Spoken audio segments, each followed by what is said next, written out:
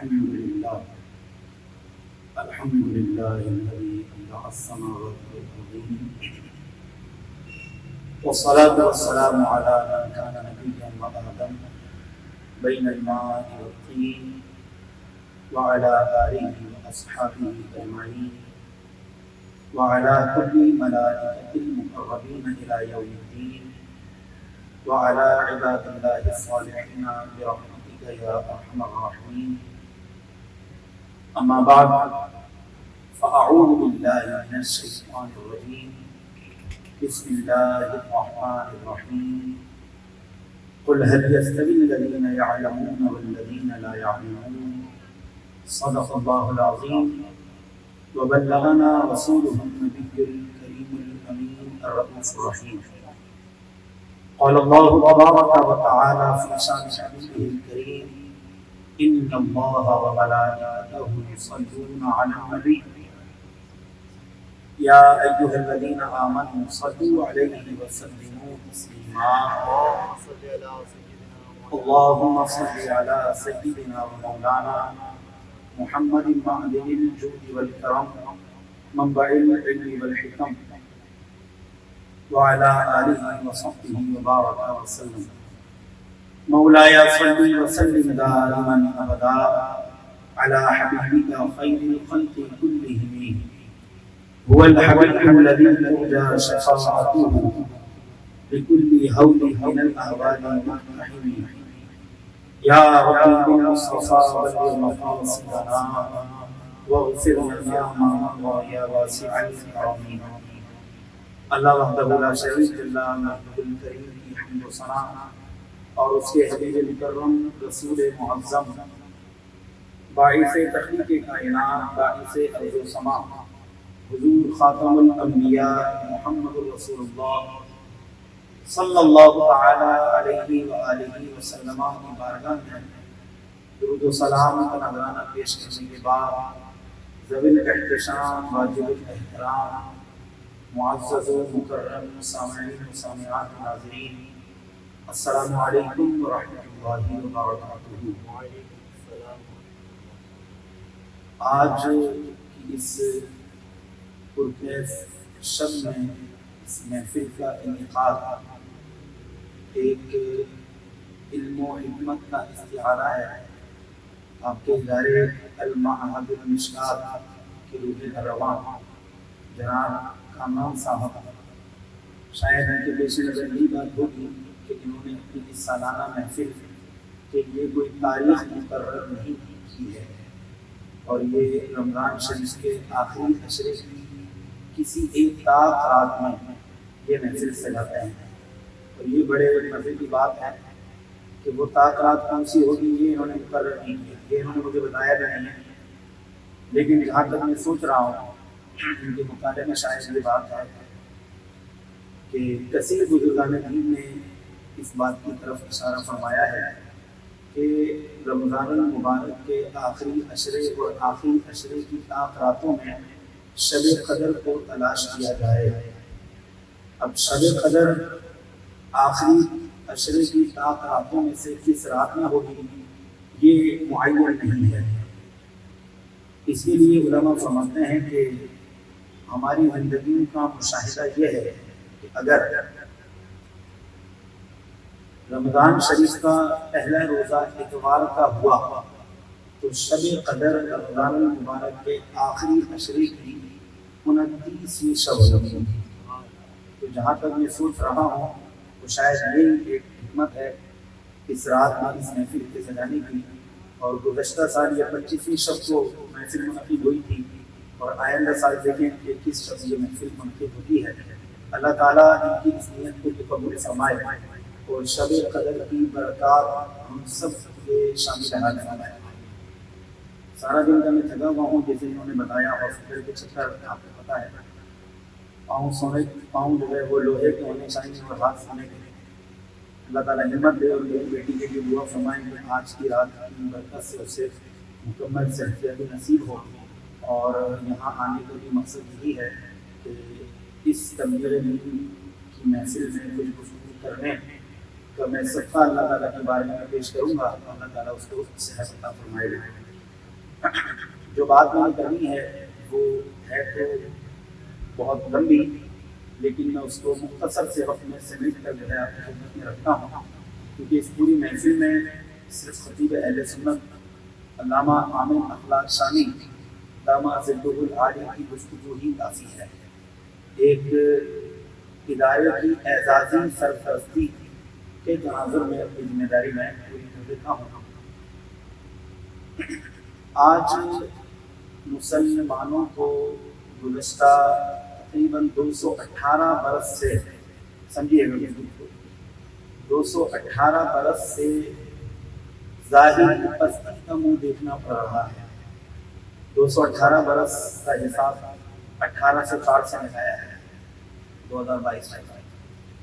1804 میں غیر مقسم ہندوستان پر انگریز کی جب حکومت قائم ہو گئی تو انگریز نے ایک چال چلی جو اللہ تبارک و تعالیٰ نے کافی پہلے اس جانب اشارہ فرمایا تھا، اور انگریز کے ذہن میں یہ بات کافی عرصے کے بعد آئی کہ انسانوں کی بنیادی طاقت کس چیز کا نام ہے۔ ظاہر ہے کہ ہر بندہ طاقتور ہونا چاہتا ہے، ہر بندہ چاہتا ہے کہ میں قوت والا ہوں، طاقت والا ہوں، اور طاقت جب تک انفرادی ہوتی ہے تو وہ اتنی خاطر خواہ فائدہ مند نہیں ہوتی۔ طاقت جب تک اجتماعی صورت میں سامنے نہیں آئے گی وہ دوسرے معاشروں پر اثر انداز نہیں ہوگی۔ ایک شخص کے اندر طاقت ہو تو وہ دوسرے شخص کو اپنے کنٹرول میں کر سکتا ہے، 2 افراد کے اندر طاقت ہو تو وہ 200 افراد کو اپنے کنٹرول میں کر سکتے ہیں، لیکن اگر ایک پوری قوم کے اندر طاقت ہو تو وہ دوسرے معاشروں پر اپنا اثر ڈالتی ہے۔ اب یہاں پر میں اگر انگریز مفکرین کو پڑھوں، ان میں ایک اینٹھونی رابنس، اس کی کتاب ہے انلیمیٹڈ پاور کے نام سے، اس میں اس نے بڑی خوبصورت باتیں کی ہیں، لیکن اس نے جو بھی باتیں کی ہیں وہ ہمارا قرآن کافی پہلے بتا چکا ہے۔ پہلے میں اس کی باتیں ذکر کرتا ہوں، پھر قرآن کی آیت پڑھتا ہوں، پھر اپنا جائزہ آپ لوگوں کے اوپر چھوڑ دیتا ہوں۔ اینٹھونی رابنس کہتا ہے کہ طاقت کے 3 دور رہے ہیں۔ لوگ کامیابی تلاش کرتے ہیں نا، کوئی انفرادی کامیابی تلاش کرتا ہے، کوئی جو ہے وہ اجتماعی کامیابی تلاش کرتا ہے۔ جیسے میں نے بتایا کہ انفرادی کامیابی کے مقابلے میں، طاقت کے مقابلے میں اجتماعی کامیابی اور طاقت زیادہ مؤثر ہوتی ہے اور زیادہ دیر تک رہنے والی ہوتی ہے، کیونکہ یہ صدیوں پر محیط ہوتی ہے۔ اب وہ اینٹھونی رابنس لکھتا ہے اپنی انلیمیٹڈ پاور نامی کتاب کے اندر کہ طاقت کے 3 دور رہے ہیں۔ بنیادی طور پہ کامیاب ہونے والے اول زمانے کے لوگ بھی ہیں، درمیانی زمانے کے لوگ بھی ہیں، اور آج کل کے لوگ کامیاب ہیں۔ کامیابی ہر کسی کو ملی ہے، لیکن کامیابی حاصل کرنے کے راستے اور طریقے مختلف رہے ہیں۔ عام طور پہ لوگ یہ کہتے ہیں کہ جناب محنت کرنے سے کامیابی ملتی ہے۔ میں اکثر کہتا ہوں، میرا مضمون بھی ہے، میں نے کمران بھائی کو شیئر کیا تھا، اور ابھی انشاءاللہ چل جائے گا اگلے مہینے میں۔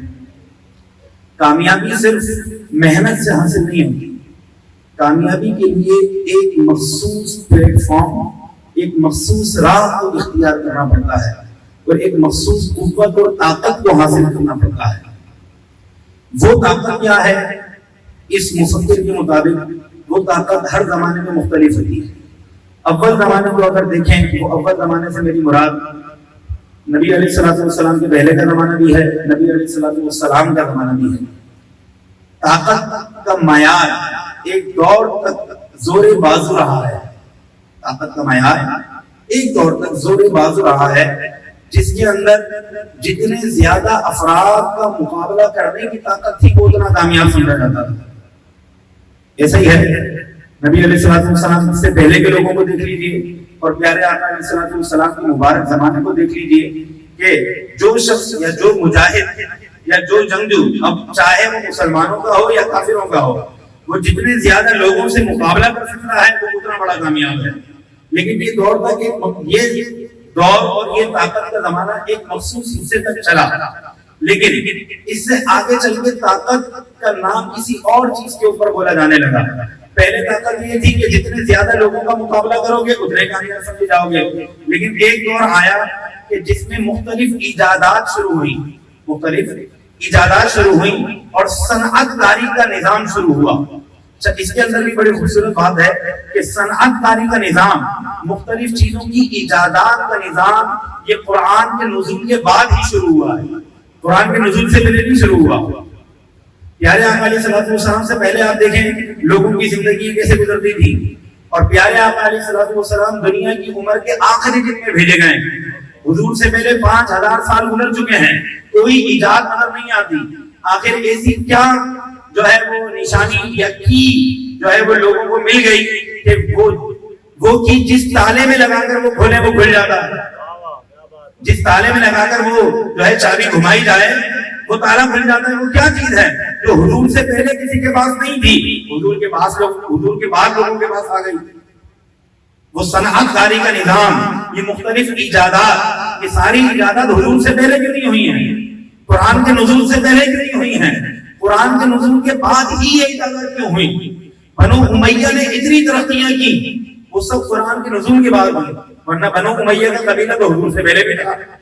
یہ انگریز اور ملک روم جو موجودہ یورپ ہے، یہ تو حضور سے پہلے بھی تھا، انہوں نے وہ ترقیاں نہیں کی جو ترقیاں قرآن اور حضور کے آنے کے بعد ہوئی۔ تو قرآن پاک کی سورہ نحل کے اندر آیت ہے یخلق ما لا تعلمون، اللہ تبارک و تعالی قرآن کے نزول کے بعد وہ چیزیں تخلیق فرمائے گا تمہارے ہاتھوں پر کہ جن کی خبر تمہیں ہے ہی نہیں۔ اب سوال یہ کہ یہ خبر ہمیں تو پہلے سے نہیں تھی، قرآن کے بعد یہ خبر کیسے ملے گی؟ فرمایا کہ قرآن کے اندر ہم کو سارے اسرار و رموز رکھ دیں گے کہ جن میں تم غور و تفکر کر کے کامیابی حاصل کرو گے اور تمہاری طاقتوں کی بنیادیں بدلتی چلی جائیں گی۔ پہلے طاقت کی بنیاد کیا ہے؟ طاقت کی بنیاد زور بازو ہے، اور اب طاقت کی بنیاد صنعت کاری ہے۔ جس کے پاس جتنا بڑا سرمایہ ہوگا وہ اتنا بڑا کامیاب سمجھا جائے گا۔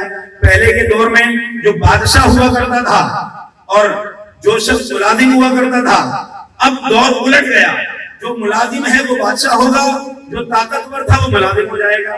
آپ دیکھیں جس کے پاس زیادہ سرمایہ آیا اس نے بڑے بڑے باڈی بلڈرز کو خرید لیا، اپنا گھاٹ بنا لیا۔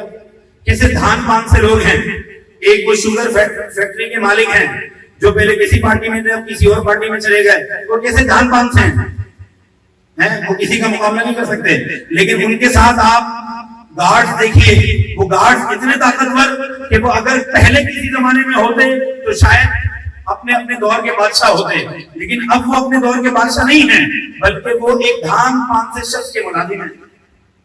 سمجھ رہے میرے اشارہ کسی طرف ہے؟ مقدس محفل کو ان ناپاک لوگوں کا نام لے کر کیوں ہم ناپاک کریں؟ ایک اشارہ دینا مقصود تھا کہ جس کے پاس جتنا سرمایہ ہوگا اب وہ اتنا زیادہ طاقتور سمجھا جائے گا۔ لیکن مختلف محققین کہتے ہیں، وہ عرب کے محققین بھی ہیں اور جو ہے وہ انگریز محققین بھی ہیں، کہ یہ دور 2012 کے بعد سے ختم ہو گیا ہے اور اب طاقت کا معیار انفارمیشن اور ٹیکنالوجی کی طرف آ گیا ہے۔ جس کے پاس جتنی زیادہ انفارمیشن ہوگی، جتنا زیادہ وہ ٹیکنیکل پوائنٹ آف ویو سے چیزوں کو دیکھتا ہوگا تو کہا جاتا ہے کہ وہ اتنا بڑا طاقتور سمجھا جائے گا۔ آپ دیکھیے ایک بیچارہ چھوٹا سا دھان پان سا لڑکا ہوتا ہے 18-19 سال کا، سپر پاور کے بینکوں کو جو ہے، امریکہ کے بینکوں کو جو ہے وہ ہیک کر لیتا ہے، بڑی بڑی طاقتوں کو ہلا دیتا ہے۔ وہ کس بنیاد پہ اس نے ہلایا؟ علم کی بنیاد پہ اس نے ہلایا۔ قرآن میں نہیں کہا تھا قل هل يستوي الذين يعلمون والذين لا يعلمون، جن کے پاس معلومات ہوگی، جن کے پاس جو ہے وہ انفارمیشن ہوگی، وہ ان لوگوں سے زیادہ طاقت والے ہوں گے کہ جو ان چیزوں سے نابلد ہوں گے۔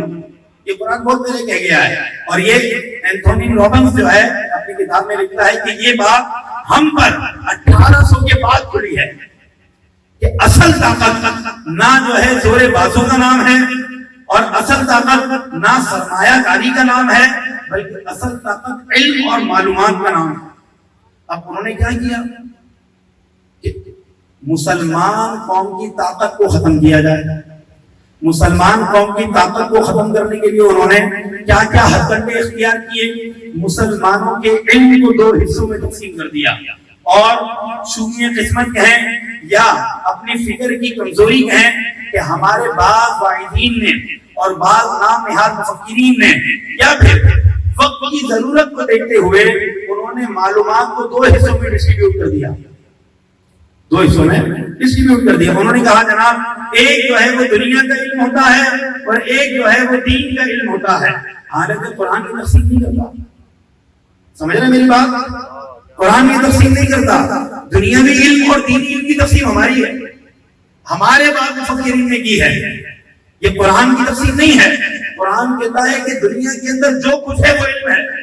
اب اس میں جب میں نے غور و فکر کیا اور اینتھونی رابنس کا دامن کو چھوڑا اور قرآن کی طرف میں آیا اور رحمت خداوندی کے دامن کو تھاما تو میرے اوپر یہ بات ظاہر ہوئی ہے کہ علم دین ایک مقصد کا درجہ رکھتا ہے.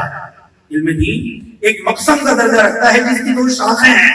ایک مذہبی علم کہا جاتا ہے اور ایک ترقیاتی علم کہا جاتا ہے. سمجھ رہے ہیں؟ صرف سبحان اللہ تک محدود نہ رہیں, میری فکر کے ساتھ جوڑنے کی کوشش کریں. جو میں کہہ رہا ہوں وہاں تک آنے کی بات کریں, وہاں تک آنے کی کفت لگائیں کہ علم دین صرف نماز, روزے, حج, زکات, امور خانہ داری یا مختلف زندگی گزارنے کے طریقوں کا نام نہیں ہے, بلکہ قرآن کے اندر مذہبی علوم کے لیے صرف 500 کے قریب آیات آئی ہیں اور باقی سب ترقیاتی علوم کے اوپر آئی ہیں. قرآن کی 6666 یا 86 آیات کم و بیش بتائی جاتی ہیں جو علماء نے حساب لگایا. انشاءاللہ یہ مکمل حساب بھی آپ پڑھ لیں گے, میری کتاب آ جائے اور وہ میں نے آج سے کام اس کے اوپر شروع کیا ہے. قرآن کے ایک انسائکلوپیڈیا کے اوپر انشاءاللہ کام ہے جو 6 مہینے کے اندر مکمل ہو جائے گا. تو اس کے اندر یہ بات میں نے انشاءاللہ وعدے کر کے لکھنی ہے کہ قرآن علم دین اور مذہبی علم کی 2 شاخیں نہیں کرتا, بلکہ قرآن کہتا ہے کہ دنیا کے اندر جو کچھ ہے وہ سب علم دین ہے. کیونکہ قرآن کے اندر ہے کیا؟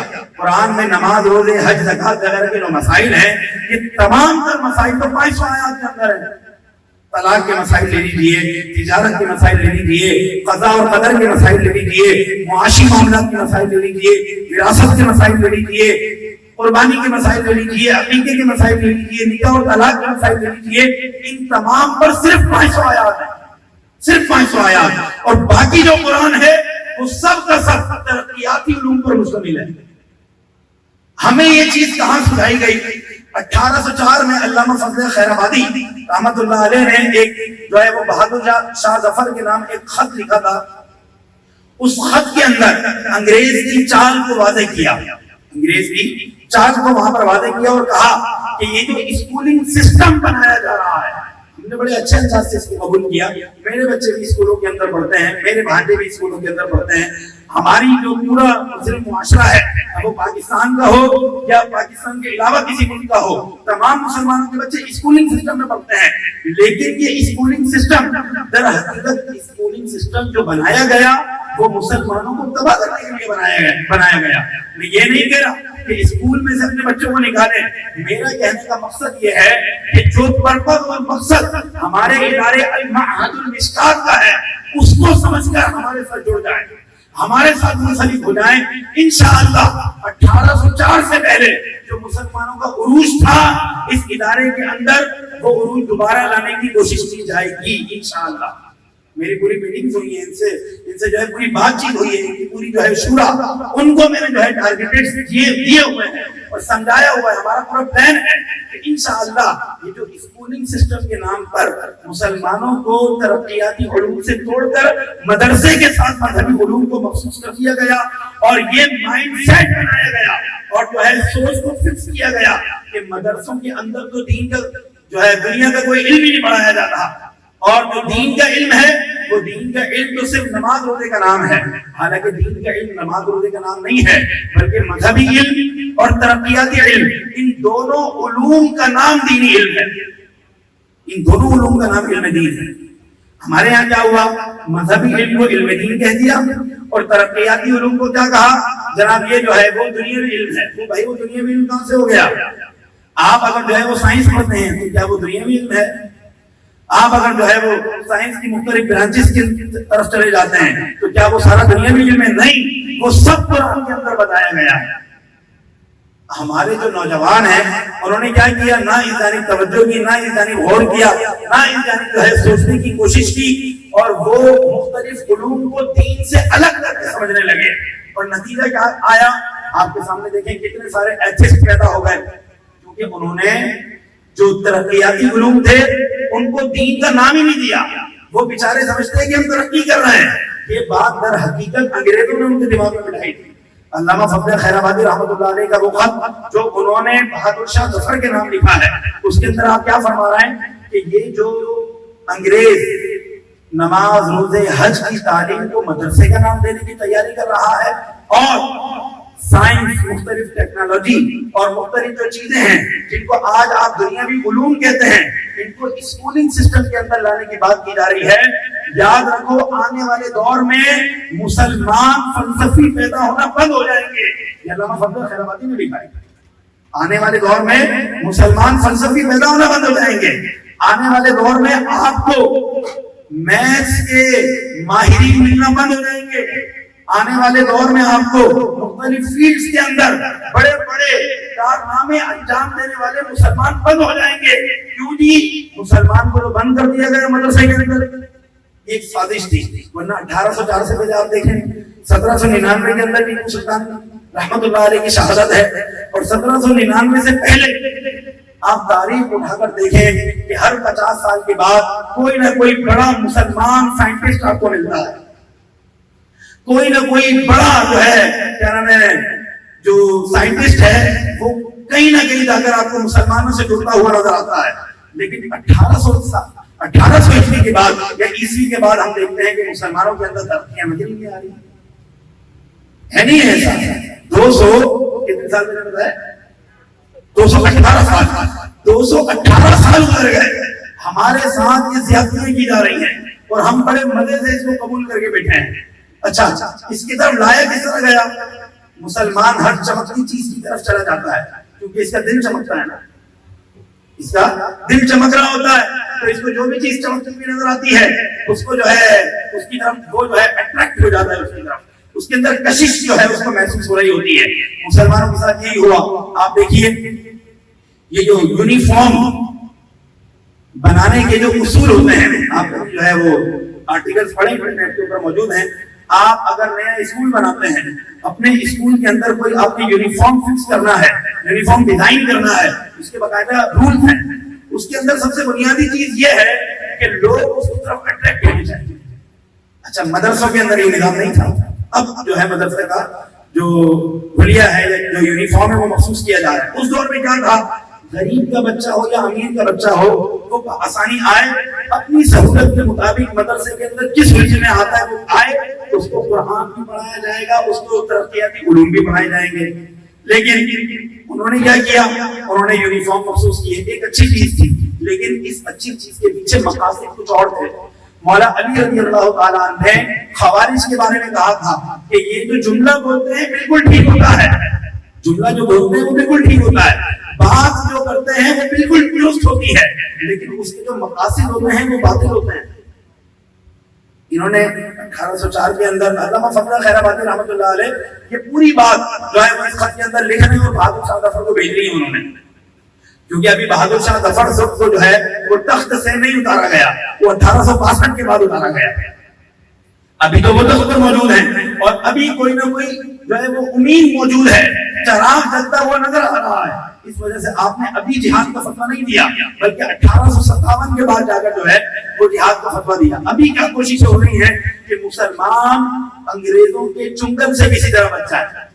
انہوں نے یہ بات دیکھی اس کے اندر کہ یہ جو تمہیں مختلف کپڑوں کے اندر محسوس کیا جا رہا ہے، مسلمانوں نے بڑے مزے سے اس کو قبول کیا اور کیا کہا کہ جناب یہ تو بچہ اچھے لباس کے اندر ہے، اچھی بات ہے، اچھے لباس میں جانا چاہیے، لیکن مدرسے کے اندر بھی کوئی گندے لباس میں تو نہیں آتا تھا، مدرسے کے اندر بھی صاف ستھرے لباس میں آتا تھا، لیکن کپڑے رنگ برنگے ہوتے تھے. ایک نیلا سوٹ پہنا ہوا ہے تو ایک پیلا سوٹ پہنا ہوا ہے، ایک جو ہے دوسرے کلر کا سوٹ پہنا ہوا ہے، ایک تیسرا جو ہے وہ کسی اور کلر کا سوٹ پہنا ہوا ہے. اسکول کے اندر کیا ہوا؟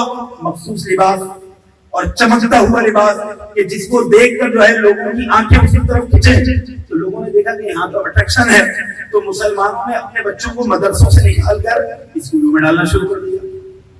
جب اسکولوں میں ڈالا تو اسکولوں کے اندر اسلامیہ تھوڑی پڑھائی جاتی تھی اس وقت، وہ سارا کام تو مدرسوں کا تھا، مدرسوں کے اندر یہ چیزیں پڑھائی جاتی تھی. اب اس وقت کے جو دانشور تھے انہوں نے یہ غور و فکر کیا اور انہوں نے اس بات کے اوپر سوچا کہ مسلمانوں کو ابھی ان کا دین مضبوط کروانے کی ضرورت ہے، تو انہوں نے بھی ترقیاتی علوم کو مدرسوں سے نکال دیا. یہ ایک فیکٹ ہوا. یہ اس وقت جو فیصلہ لیا گیا شاید درست ہو، لیکن وہ فیصلہ ہم 218 سال سے بھگت رہے ہیں اور ہمیں ترقی نہیں مل رہی. ہمیں جو ہے ٹیکنالوجی یا ترقیاتی منصوبے کے اوپر کام کرنے والے عظیم مسلمان نظر نہیں آ رہے. ہم نے جو ہے مذہبی مسلمان اور دینی مسلمان کی عجیب و غریب اصطلاحات کو قبول کر لیا. ہوا نہیں ہوا ایسا؟ عجیب و غریب اصطلاحات کو قبول کر لیا. مدرسے کے اندر جائیں گے تو یہ مذہبی مسلمان بنے گا، اسکول کے اندر جائیں گے تو یہ دنیاوی مسلمان بنے گا. اب اسکولوں کے اندر آج بھی دیکھیں کہ اسلامیت کی کیا ویلیو ہے؟ اسلامیت کی کوئی خاص ویلیو نہیں ہے، بلکہ آئے دن یہ بل جو ہے آپ کی اسمبلیوں میں دیے جاتے ہیں کہ جناب اسلامیات پڑھانے کی ضرورت ہی کوئی نہیں، یہ تو بچے اپنے جو ہے گھروں سے سیکھیں گے. اور آج کل آپ اپنے گھروں کی حالت دیکھیے کہ ہم اپنے بچوں کو کیا جو ہے وہ اسلامیات سکھائیں گے. ہماری صورتحال کیا ہے؟ ایک عالم صاحب مجھے بتانے لگے، وہ کہتے ہیں کہ جناب ایک دور کے وزیر مذہبی امور نے مجھ سے پوچھا کہ یہ بتاؤ کہ امام حسین کون تھے. یہ صورتحال ہے وزیر مذہبی امور. آج کے دور میں پہلے کے کسی دور کے تھے، ان سے بات ہو رہی، انہوں نے ویسے جنرلی بتائی یہ بات کہ مجھ سے پوچھتے ہیں کہ یہ امام حسین کون ہے، یزید کون تھا، اور آگے سے سوال دیکھیں امام حسین کا یزید کے ساتھ کیا رشتہ تھا. یہ سوالات پوچھ رہے ہیں. یہ کس کا حال ہے؟ آپ کے ملکوں کے وزیر مذہبی امور کا کام ہے اور اس کا جو ہے یہ حال ہے. تو آپ اندازہ لگائیے کہ نیچے جو طبقہ ہے اس کا کیا حال ہوگا. لوگ دین سے کتنا دور ہوں گے، لوگوں کی حالت کیا ہوگی. پیارے آقا علیہ السلام نے بہت پہلے اس چیز کی خبر دی تھی. معجم الاوسط کے اندر یہ حدیث ہے، جلد الامات کے اندر متعدد جو ہے وہ الفاظ سے یہ حدیث آئی. حضور علیہ السلام فرماتے ہیں کہ حضور علیہ السلام نے فرمایا کہ تم جس زمانے میں رہ رہے ہو اس زمانے میں تمہارے پاس خطیب کم ہیں اور دین کو باریکی سے سمجھنے والے زیادہ ہیں. صحابہ کا دور تھا، اس دور میں خطیب کم ہیں اور دین کو باریکی سے سمجھنے والے زیادہ ہیں. فرمایا لیکن ایک دور ایسا آئے گا کہ جس میں خطیب بہت ہوں گے. حضور کی حدیث ہے، معجم اوسط کے اندر بھی کنز الایمان میں کئی الفاظ سے موجود ہے اور ایک بھی متعدد روایات موجود ہیں، درجہ سند میں پہنچتی ہے، معنوی اعتبار سے روایت ہے. تم پر ایک زمانہ ایسا آئے گا کہ خطیب بہت زیادہ ہوں گے اور دین کو باریکی سے سمجھنے والے لوگ کم ہوں گے. آپ مجھے بتائیں، آپ بلکہ حضور نے اس پر جو دوسری روایت ہے اس میں فرمایا کہ آج جو ہے اگر تمہارے پاس سوال کرنے والے آنے والے کم ہیں، جواب دینے والے زیادہ ہیں، وہ دور وہ ہوگا کہ جس میں سوال کرنے والے زیادہ ہوں گے، جواب دینے والے کم ہوں گے. آپ اب اپنی حالتوں کو جو ہے وہ تھوڑا سا غور کریں. کوئی مسئلہ آپ کا الجھ جائے، کیا ہر خطیب اس کا جواب آپ کو مطمئن کرنے والا دیتا ہے؟ عام طور پہ نہیں دیتا. ہر خطیب کی گفتگو سے میں اور آپ مطمئن نہیں ہوتے، خود ہماری گفتگو سے کئی لوگ مطمئن نہیں ہوتے. اس حدیث مبارکہ کا اثر بالکل واضح ہے کہ تم پر جو زمانہ آنے والا ہے اس میں دین کو باریکی سے سمجھنے والے کم ہوں گے اور لچھے دار تقریریں کرنے والے بہت ہوں گے. اب دیکھیے لچھے دار تقریریں کرنے والے بہت ہیں لیکن دین کو باریکی سے سمجھنے والے بہت جو ہے وہ کم ہو چکے ہیں. اور یہی وجہ ہے کہ دین انتہائی علمی لحاظ سے انحطاط کی طرف جا رہا ہے. ورنہ علم جو دین ہے، دین اسلام ہے، علمی لحاظ سے دین کا کوئی مقابلہ نہیں کر سکتا. علمی لحاظ سے دین کے دلائل کا کوئی مقابلہ نہیں کر سکتا. وہ چیلنج آج بھی قرآن کے اندر موجود ہے کہ اگر تمہیں ہمارے اتارے ہوئے پر ذرہ برابر بھی شک ہے، ہمارے اتارے ہوئے پر ذرہ برابر بھی شک ہے، تو تم اپنے سارے مددگار لوگوں کو جمع کرو اور اس کی مثال ایک آیت لا کے دکھاؤ. لیکن کوئی بھی نہیں لا سکا. لانے کی کوشش کی ہے. سورہ حسین بنائی گئی باقاعدہ، یا آپ کے پڑوسیوں کے اندر جو لوگ رہتے ہیں پڑوس میں، ان لوگوں نے سورہ حسین بنائی، سورہ فاطمہ بنائی، لیکن اس کو ریلیز کرنے کی ہمت نہ ہوئی. مفتی احمد جعفر نعیمی صاحب نے بڑی ڈیٹیل کے ساتھ تفسیر نعیمی کے اندر یہ بات ان کی بتائی، اور سر سید احمد خان نے باقاعدہ قرآن کے اندر تبدیلی کرنے کی کوشش کی اور اس کی آیات کو بدلنے کی کوشش کی، لیکن وہ بھی کامیاب نہ ہو سکا۔ کیوں جی؟ قرآن پاک کے دلائل کا کوئی مقابلہ نہیں کر سکتا۔ اب اس باریکی سے قرآن کو کون سمجھے گا؟ قرآن کی حفاظت کون کرے گا؟ اعلیٰ حضرت امام اہل سنت نے فتح رضیہ کے اندر فرمایا ہے کہ دین کو اللہ تعالیٰ کبھی بھی بے یار و مددگار نہیں چھوڑتا۔ ہر زمانے میں ایسا شخص ضرور موجود ہوتا ہے جو قرآن کریم اور دین اسلام کے ہر مسئلے کو باریکی سے جانتا ہے۔ ہم پر وہ بندہ ظاہر نہ ہو یا ہم پر حقائق ظاہر نہ ہو وہ ایک الگ بات ہے۔ تو یہ جو ہمارے ساتھ کھیل کھیلا گیا 1804 میں، اور علامہ فضل خیر آبادی رحمۃ اللہ علیہ نے اس خط کے اندر بتایا کہ یہ جو تمہارے لیے علم دین اور علم دنیا، ترقیاتی علوم کو دنیاوی علوم کہہ کر تقسیم کی جا رہی ہے، کہ مسلمانوں تمہیں تباہ کرنے کا سبب بنے گی۔ اور جب دنیاوی علوم کو اور مذہبی علوم کو الگ نہیں کیا گیا تھا تو وہ ایجادات جو اللہ نے فرمایا یخلق ما لا تعلمون، میں وہ چیزیں تمہارے ہاتھوں پر پیدا کروں گا کہ جن سے تم واقف نہیں، مجھے بتائیں کہ بڑی بڑی چیزیں کس کے ہاتھ پر ایجاد ہوتی رہی؟ مسلمانوں کے ہاتھ پر ہوتی رہی، اور 1804 کے بعد وہ ساری ایجادات کس کے ہاتھ پر ہو رہی ہیں؟ انگریز کے ہاتھ پر ہو رہی ہیں۔ اگرچہ ہمارے ساتھ ایک گیم ہوا جب سقوط اندلس ہوا اور وہاں پر ہماری لائبریریوں کے اوپر قبضہ ہوا، اور جو ہے ہمارے علماء کے بڑے بڑے جو مخطوطات تھے ان کو چرا کر اپنی اپنی ملکوں کی لائبریریوں میں لے کے جایا گیا اور ان کے اوپر غور و فکر کیا گیا۔ یقین کیجیے یہ سارے علوم ظاہر ہوئے جو ہمارے علماء کی اپنی محنتیں تھیں۔ وہ جو بات کہی جاتی ہے کہ ایک عرصے تک دریائے نیل کا پانی کالا رہا تھا، وہ کس چیز سے کالا رہا تھا؟ وہ علماء مسلمان اسکالر مسلم علماء جو ہیں ان لوگوں کی کتابوں کی سیاہی سے کالا رہا تھا۔ اتنا کچھ لکھا تھا۔ اندلس کی کئی لائبریریوں کو آگ لگا کر جلا دیا گیا، ان کو تباہ کر دیا گیا، لیکن یہ علم اتنا باقی ہے کہ وہ قوم کہ جو قرآن کے اترنے سے پہلے بے یار و مددگار تھی، قرآن کو اترنے کے بعد اتنی ترقی کیسے کر رہی ہے؟ سوال تو بنتا ہے نا، قرآن کے اترنے کے بعد یہ ترقی کیوں ہو رہی ہے؟ قرآن سے پہلے یہی قوم تھی، یہی انگریز تھا، یہی لوگ تھے حضرت عیسیٰ کو ماننے والے، یہی لوگ تھے حضرت موسیٰ کو ماننے والے، اور ابھی سے نہیں تھے بلکہ ان کی امتیں کئی ہزاروں برس سے چلتی آ رہی تھی، کوئی ترقی نہیں ہوئی۔ قرآن کے اترنے کے بعد ترقیاں کیسے ہو رہی ہیں؟ اور ایک عرصے تک 1000 برس تک مسلمانوں کے ہاتھ پر ترقیاں ہوئی، اور 1000 برس کی گزرنے کے بعد جیسے جیسے مسلم ممالک کے اوپر جو ہے انگریز کا قبضہ ہوتا چلا گیا، مسلم ممالک کے اوپر مسلمانوں کی حکومتیں ختم ہوتی چلی گئی، اس کے بعد سے مسلمان ترقی کرتے ہوئے نظر کیوں نہیں آ رہے؟ کیونکہ ان کے سارے سرمائے کو چرا لیا گیا۔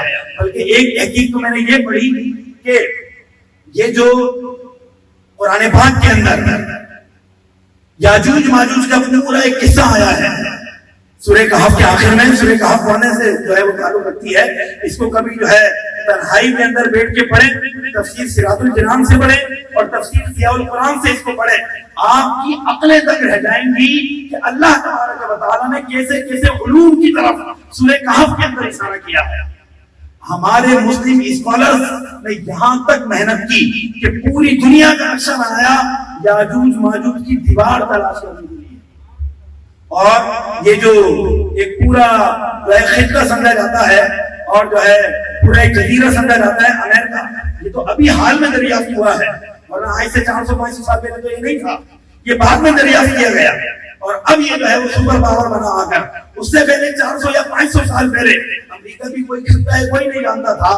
علماء نے جو یاجوج ماجوج کی دیوار تلاش کرنے کے لیے نقشے بنائے تھے، اسلامک اسکالرز کا کہنا ہے کہ ان چوری شدہ نقشوں کی بنیاد پر امریکہ کو دریافت کیا گیا ہے۔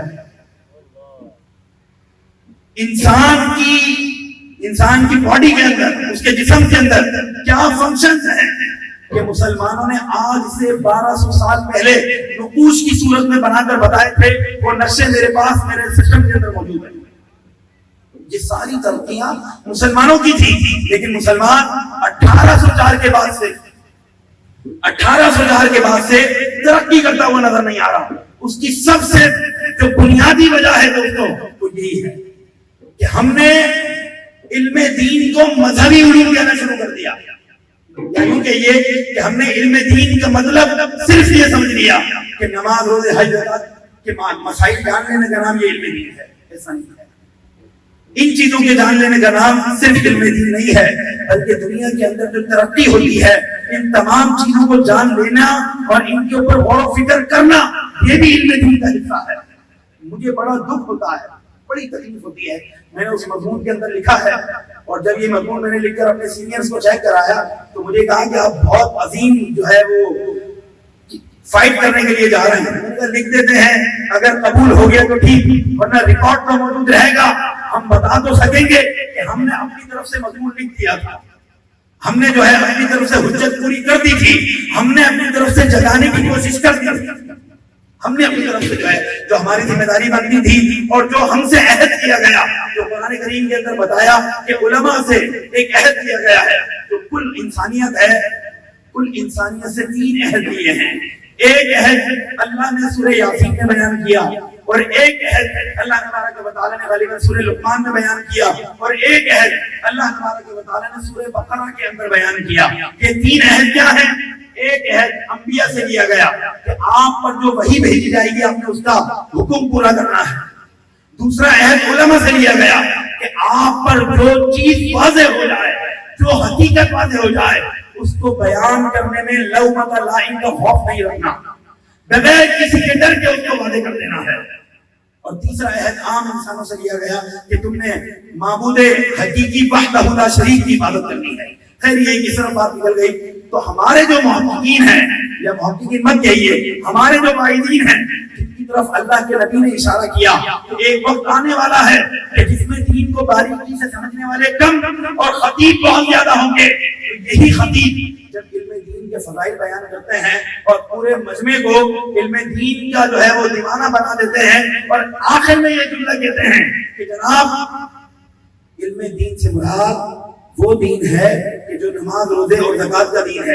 یقین کیجئے کہ دل چلتا ہے, اور جو لوگ بیٹھے ہوتے ہیں وہ بھی جو ہے دل برداشتہ ہو جاتے ہیں کہ ہم جو ہے اتنی مہنگی فیسیں خرچ کر کے علم حاصل کریں اور اس میں ہمیں ثواب نہ ملے.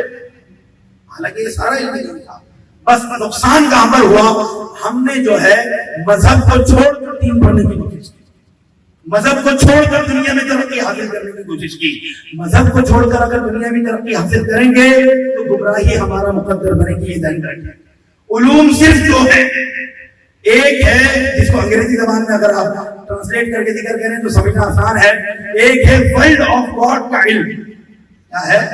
ورلڈ آف گاڈ کا علم. اور ایک ہے ورک آف گاڈ کا علم. ورلڈ آف گاڈ کا علم کیا ہے؟ مطلب اس دنیا کا مالک کون ہے, اس کے احکامات کیا ہیں, یہ سارا مذہبی علم ہے, سارا مذہبی ہے. اور ورک آف گاڈ دنیا کا نظام خدا چلاتا کیسے ہے, اس کے اندر سائنس کی تمام برانچیں آتی ہیں. ورک آف گاڈ کے اندر تمام تر چیزیں آتی ہیں. زمین سے جو پیداوار ہوتی ہے اس کی تھیوری کیا ہے, آسمان پر یہ چلنے والے جو مختلف سیارات ہیں ان کی تھیوری کیا ہے. فرمایا کہ یہ تمام چیزیں علم دین کا درجہ رکھتی ہیں. علامہ صاحب کا نعرہ تکبیر, نعرہ رسالت, نعرہ رسالت. علماء اہل سنت درود شریف اللہم صلی علی سیدنا. تو علم دین صرف مذہبی علوم, نماز روزے اور زکات ان چیزوں کا نام نہیں ہے, بلکہ علم دین یہ ورک آف گاڈ کا نام بھی ہے. دنیا کے اندر ترقیاتی جتنے علوم ہیں ان تمام کے اوپر علم دین کا اطلاق ہوتا ہے. جب سے یہ تقسیم ہوئی ہے 1804 کے بعد سے علامہ فضل خیر آبادی رحمۃ اللہ علیہ کے خط کے مطابق مسلمان ترقی کرتا ہوا نظر نہیں آئے گا اور نظر نہیں آ رہا. تو اس جانب تھوڑا سا توجہ کریں. ہمارا جو ادارہ ہے, ہماری جو پلاننگ ہے, انشاءاللہ ورک آف گاڈ اور ورلڈ آف گاڈ, مذہبی علوم اور ترقیاتی علوم, جو یہ دونوں جو برانچز ہیں یہ علم دین کی برانچز ہیں. ان دونوں کے اوپر علم دین بولا جاتا ہے. انشاءاللہ ان دونوں علوم کو آگے لے کر چلنے کی جو ہے وہ کوشش کرے گا, اور امید کرتا ہوں آپ تمام ہمارا ساتھ دیں گے. اللہ تبارک و تعالی ہمارے ادارے کے مقاصد میں کامیابی عطا فرمائے, اور علماء اہل سنت کی سرپرستی میں ہمیں مسلک اور دین کا کام کرنے کی توفیق عطا فرمائے، رضویات کا پرچار کرنے کی توفیق عطا فرمائے، اپنے نظریات اور اپنے عقائد کی جو ہے وہ حفاظت کرنے کی توفیق عطا فرمائے۔ وما علینا الا البلاغ المبین۔ سبحان اللہ، ماشاء اللہ، اللہ تبارک و تعالی ہمیں دین کی اس جو سوچ حضرت عطا فرمائے، اس پر عمل کا جذبہ عطا فرمائے۔